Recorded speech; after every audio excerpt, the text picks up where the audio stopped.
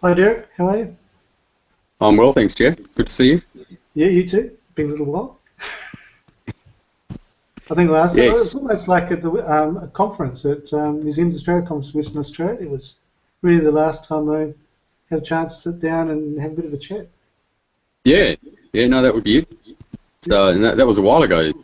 it certainly was. The time whisks by.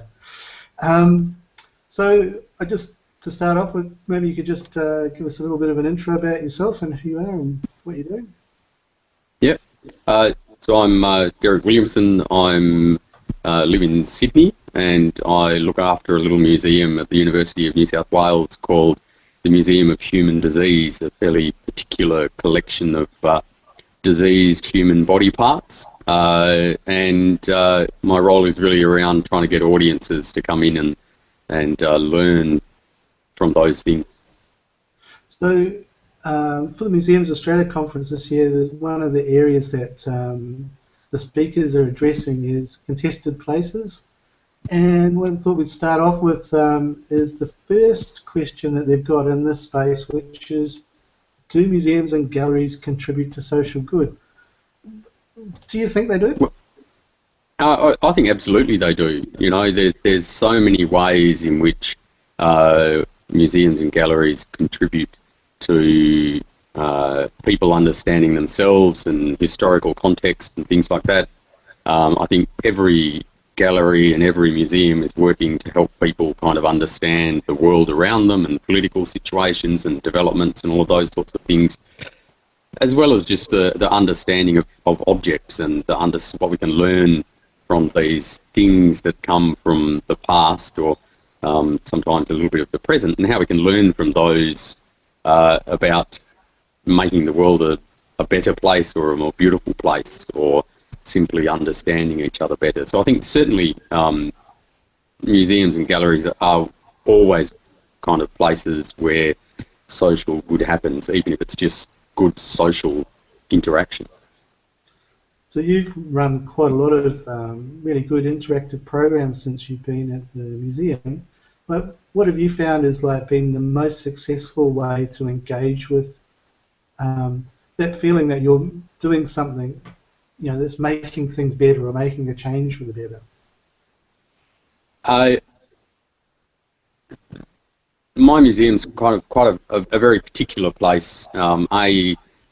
It's simply the title of it kind of helps us organise people who are coming. You know, people. There's a lot of people who don't come to a museum of human disease, and lots of people who do. But I think the biggest and best thing we have is we have some really good volunteers who are students of disease and pathology and medicine and things like that, and watching them talk to people about the specimens, I think is the kind of best interaction that we have. So although we run lots of programs that I think are really good and do exciting things, the place where I think we have the best interaction with people and do the most good, if we do any good, is in that opportunity that we have for people to talk about their experience of a disease, to hear from someone who can explain to them exactly what's going on inside a particular specimen or someone who has that disease. So helping people understand those things, and then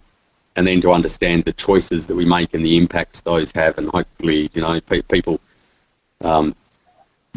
from our perspective go away a little bit more enlightened and a little bit more committed to kind of healthy choices and things like that. But it's really around that interaction with people, and I admit we're very lucky in that, our audience is relatively small, and we do have a great core of kind of volunteers who are committed and really know their stuff. It's kind of amazing to hear these med students kind of, and how much they know. It's just incredible, and how that interacts. So those things, I guess, are the thing where I see us doing kind of what I would say spectacular sort of stuff.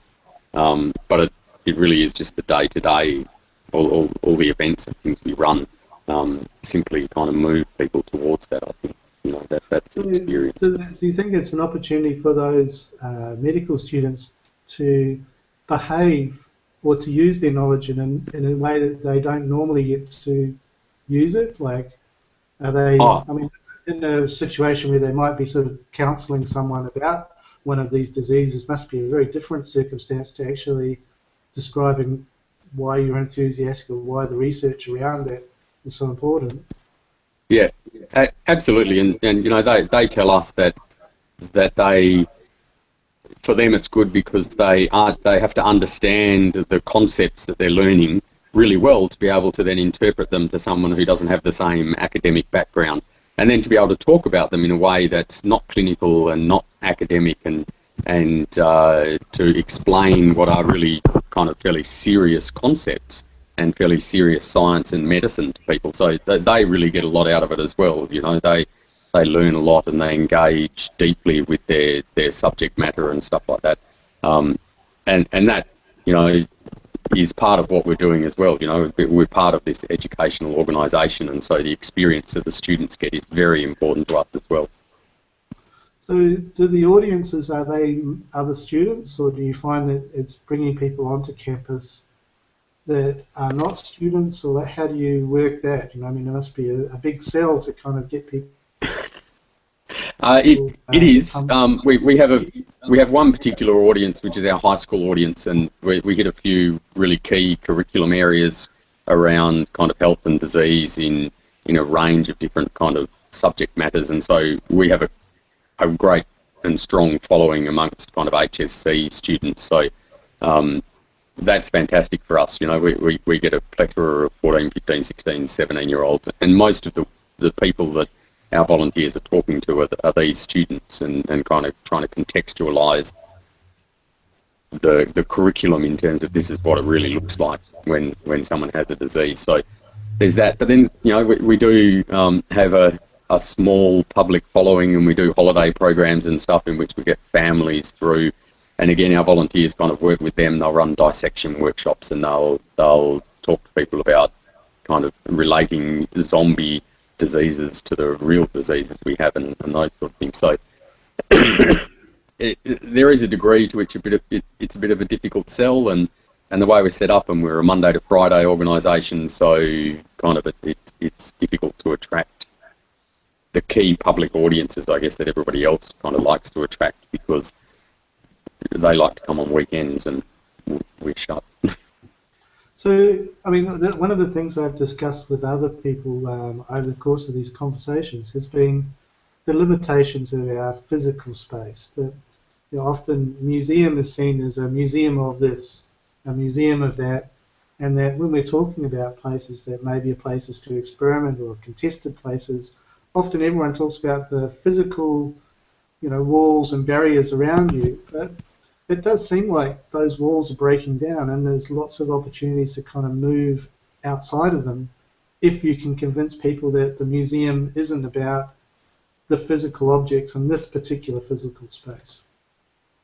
Have you had any opportunities to kind of look at how that might work, let's say, across the campus? We probably not across campus so much. I mean, we do some, you know, engage with social media and those sort of things, and I think those are spaces that lend themselves to that sort of activity. But certainly, you know, we do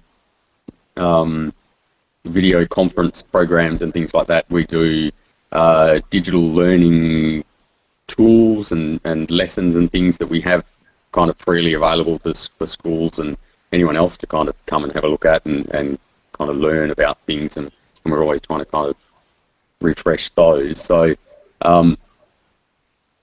those are, I think, the some of the elements. And then there's things like, you know, we did our I Heart Music, where we recorded people's heartbeats and played it to musicians who improvised music around it. And in one particular set of that, we worked with organisations around Australia, and they would record heartbeats from their kind of audience, send it to us, the musicians would play it in our museum, and then we kind of webcast it back to kind of the audience at the other end. So certainly I think there are lots of ways now with that sort of internet webcasting sort of thing, and I guess what you and I are doing here, to be able to put what we do out there in a very different sort of way.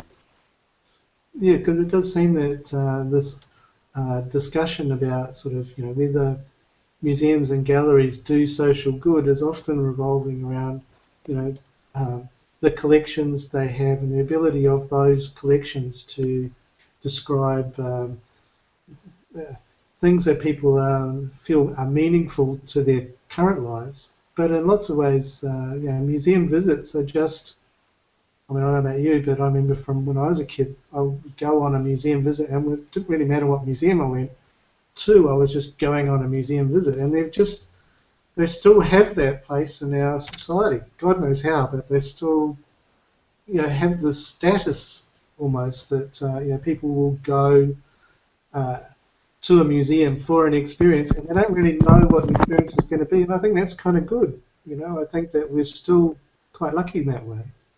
Have you Oh, found that? absolutely. Sorry. No, I just absolutely. I just saying that.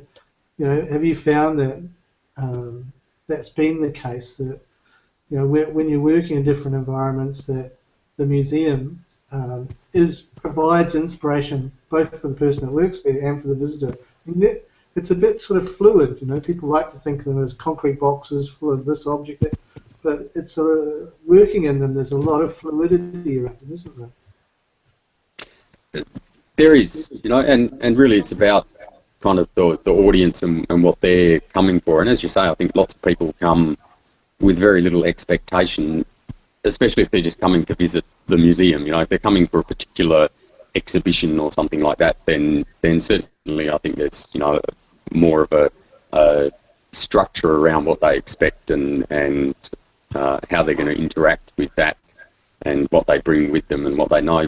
But for others, people coming with families or with friends just looking for something to do, and they just drop in at a museum and have a look around, I think those are really important occasions for people, because I think, it's the surprise factor, and I think that's what I like about museums. And my favourite museums are the ones that just have a whole heap of stuff on display, and from one spot to the next, you don't know what you're going to see. It's some old shells and it's old photographs of people sitting in white suits in the middle of the Broome outback or something. So there's those sort of surprises that I think are important in museums that people come for. And galleries. If you come to an art gallery, you walk around and suddenly you see something and you go, wow, that's just amazing. And, you might have been to the gallery before and you've just never noticed that thing, or the light's on in a different way or whatever. It's just this thing that suddenly takes your attention and becomes meaningful for you at that point. And for me, that's the perfect museum experience.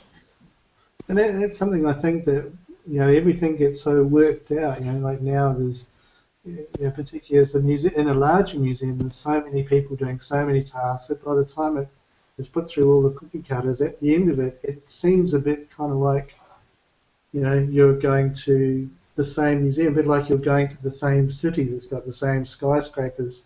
And that surprise is kind of like lost in it all. Whereas in the smaller museums, often you can't avoid the surprise because there's nowhere else to store what you've got. It's just out there. You are what you are, sort of thing. I completely agree. And I guess this is where it comes to that kind of contested places and contested spaces sort of thing for me, is that, when you curate something to death, so to speak, so that it's immensely perfect and trying to say exactly the right thing, you take away people's ability to kind of disagree with you, even if they do. Whereas if I like to see the chipped and broken plates and things, and go, well, this is the one someone thinks is the most important thing in this collection, but I judge things differently, and this other one to me might be kind of more important and more wonderful. So I think there is a degree to which our selection and display limits people's experience to what we want them to learn, and that I think is where we lose that idea of here's a space that is contestable, that people can kind of argue with us about something, or because they don't know what we've got, they don't know what they could possibly be talking about, unless they have a certain expertise in a particular field, and that then limits that surprise factor for people. You think that the whole notion of curation of these spaces is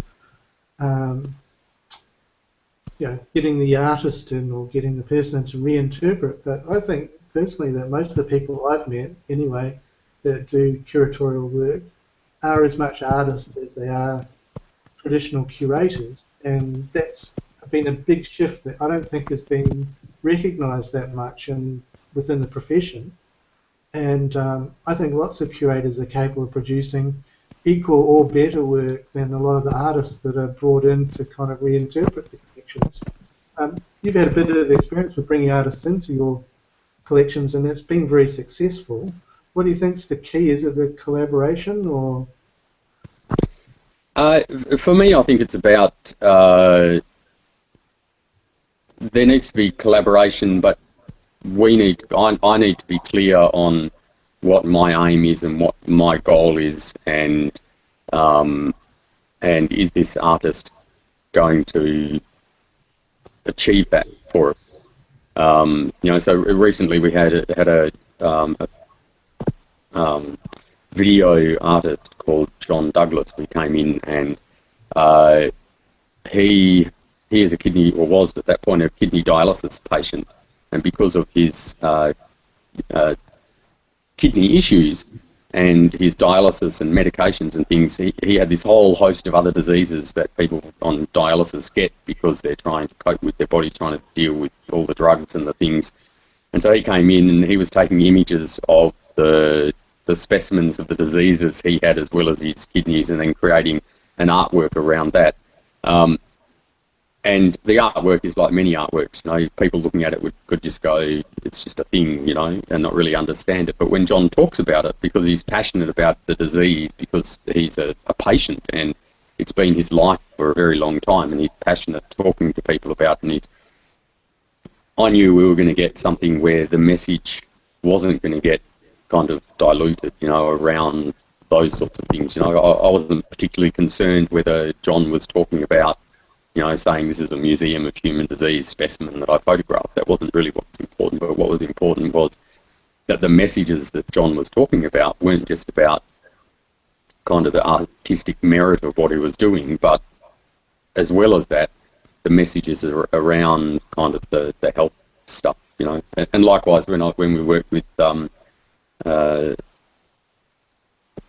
Simon, our musician, who kind of coordinated the jazz stuff, it was important that we understood that he came from a frame not just of making music, but of creating an experience for people, and that was what we wanted, was people to experience kind of the idea of a heartbeat, and that the heartbeat in there was important, and that part of that was also the kind of projection of the ultrasound images and a whole range of other things that, we worked together closely on trying to kind of engage that in the best possible way. So I think it's about knowing what you want and then working with the artist to ensure that you kind of get that.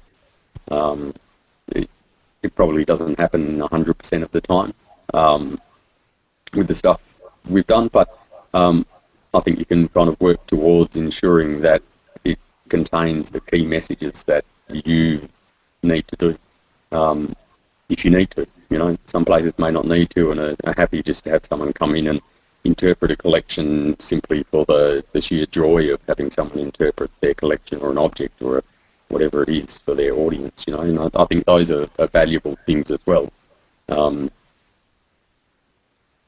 there's that, a degree of balance around those things. But I guess for us, we have fairly key messages, and we have a range of kind of limitations around how we can portray our collection. You know, it can't be seen as purely a voyeuristic experience. It needs to be an educational basis to it, and that's kind of, you know, we're mandated that, you know, not just from our own kind of thinking, but there's legislation around that, you know, so we really need to be kind of carefully showing oversight around those sort of things,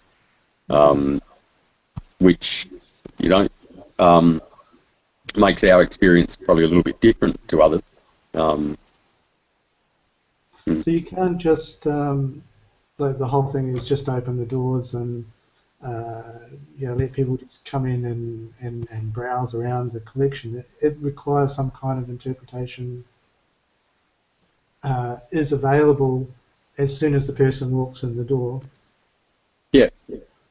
So for us, it's part of the fact, you know, these are people that we have on display. You know, it's human tissue, and we need to be seen to be using that for good, I guess, not just kind of providing the opportunity for people to look, but to explain the things that are there and provide them with, you know, a range of mechanisms to interact with that in a way that helps them understand better. So, you know, our volunteer programs and our Images of Disease app and kind of audio tours and a whole range of things like that, which we know people come in and they use those, and just like they do in every other museum, they kind of stop halfway around and then they're just walking around and they're looking and thinking and those sort of things. But I think in the ways that we create experiences for people, it needs to be done in a way that is seen not simply as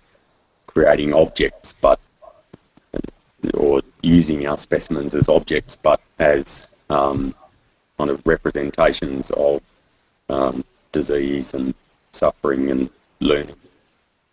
I suppose that's true, isn't it? Because they're not. It's not like you're looking at just a human being or a piece of a human being. It's been collected for a particular reason, and it's the whole reason it's ended up where it is because of whatever has affected the tissue to get there. So it is as much about what the disease is exposed in the tissue, which couldn't be exposed anywhere else, maybe in a plant or another animal or something, but the fact that it is a human disease is kind of needs the tissue to show it, rather than the tissue being on display, I guess. Yeah, so I mean, we and that's, you know, what we're conscious of, you know, is that balance between the kind of clinical observation of these things as disease processes, and then the reality, which is it was a disease process in a person, and how do we respect that person? How do we appreciate that this thing has been generously left for people to learn that we are extending the use of these things from, you know, the original setting of a collection that was available to medicine students to learn from into a public domain where we have slightly less control over kind of what people are thinking and what they might do with that object or thinking about that object, you know. So we put a lot of emphasis on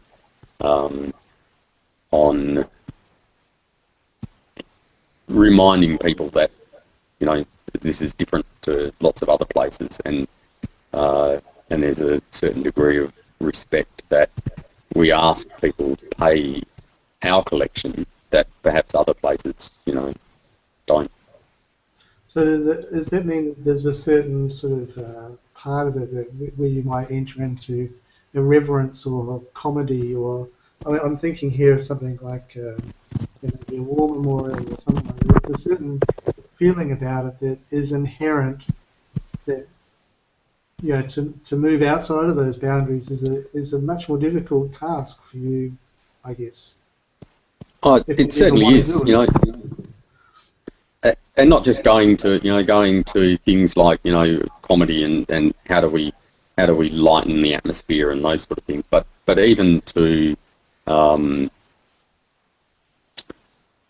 slipped my mind. You know, but the idea of people always, one of the common questions we get is, you know, what's your favourite specimen? And that's a really difficult question to ask in a collection like ours, or to answer in a collection like ours, because if you say it's a favourite, well, how do you say that about a disease when people have had this? You know, that everything we do is around trying to, you know, the university working towards minimising the impact of these, but everywhere people are experiencing these diseases. How do we talk about a disease both as a, and again, it's, I guess, that balance between the clinical kind of idea of this thing about which we can make a joke, but then there are experiences that people have that mean when they're looking at a specimen, they look at it in a completely different way. You know, but for someone who's had that disease, the experience of looking at that thing can't be understood by someone who hasn't had the disease, I don't think. No. You know, so that kind of stuff. And then how do you make it, you know, so we do presentations and often, you know, we use humour and comedy as much as we can, you know, but we always kind of preempt it with, and, you know, we talk about, you know, we have a classic kind of Australia's top 20 killers talk, and always preempt that with, you know, it doesn't matter that this one kills more people.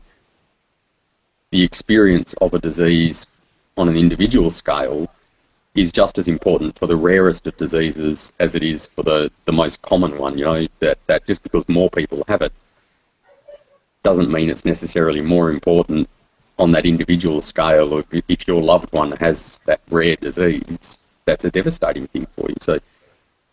So we kind of, you know, glorify in some ways those, you know, the with our ribbons and all of those things, the big diseases, and yet their impact is kind of on an individual scale no more impacting for the person who has the disease and the people that care about them than the little ones. So those sort of discussions are things that it is kind of difficult to have in terms of, you know, and I guess my answer usually to that question about what's your favourite specimen comes back to, there's a couple of specimens that we have which show diseases that are gone in Australia because of vaccination. And to me, those are important specimens because they help us to tell people, well, this is what happens if we don't do these things, you know. And those are stories that I think are the important stories. So it's really the stories behind these things and how that might help us to kind of understand what's going on in our current context that are kind of important. So I guess too, the specimens themselves are kind of, even though they're personal experiences of somebody, literally, they're also kind of divorced from their context. So like in a lot of museum collections, it's all about provenance. It's about, you know, the story relates to, you know, who had actually owned the object or used the object or made the object. In your case, it's kind of, the provenance is kind of cut away, not probably literally, but you know what I mean. It's not the thing that's generating the story. So you've got a very different relationship in some ways with these objects as a museum professional from other museums. Certainly, it's you know, that's one of the difficulties is we don't have lots of those stories. You know, for most of our specimens, we have a one paragraph clinical history of, you know, and written from the doctor's perspective or the medical examiner's perspective in lots of cases of this is ... You know, we don't have the person, we don't know about their life, we don't know who was holding their hand when they went through this, we don't know all of those things that would be, you know, that would make these stories just so much more powerful. And we're kind of, you know, always thinking about how we might be able to kind of provide those stories. So there's that element to it. And then there's the element that, you know, this is still a used educational collection. So, you know, our specimens are in classrooms every day being looked at and studied by medical students and pathology students and people like that. So those kind of things. But really that kind of clinical nature of what we know about these specimens is in a museum context, as you say, a little bit debilitating for us. But maybe liberating in a way too. I must say that. Oh, certainly, because it allows us to say what happens now, so the stories we tell are really about, and our collection is not incredibly old, but in a medical breakthrough sense, our specimens, predate most of kind of, the most recent developments in medicine, so at the point our collection was made, we have specimens of kind of childhood leukemia that when the specimen was collected in the 60s, a diagnosis of that leukemia 95% of the time meant that the patient, the child, went on to die. The experience now is that diagnosis is followed by a 95% recovery rate because of medical breakthroughs, and we discovered, we recognise things earlier and we detect them earlier and we have new ways of treating them and all of those things. So there's that, those sort of stories are probably a little bit easier to tell when you don't necessarily have to tell the story of the person's experience, but to use it as a way of highlighting, well, this is what medicine and medical research and kind of medical science has done over the course of this period of time, and is continuing to do, So those, as you say, can be a little bit liberating to kind of not necessarily have to focus on the life of someone at the time. Yeah, that's true. Well, thanks, Derek. I think we're going to wind up now. I think we're probably going. I'm not sure how long we've gone, but we certainly. We usually try to stick to about 15 minutes, but I've never been able to do that because everything's so interesting. Yeah, it keeps on going. But thanks so much for talking with us. And no, absolutely fine. Yeah, thank you, Derek. All right.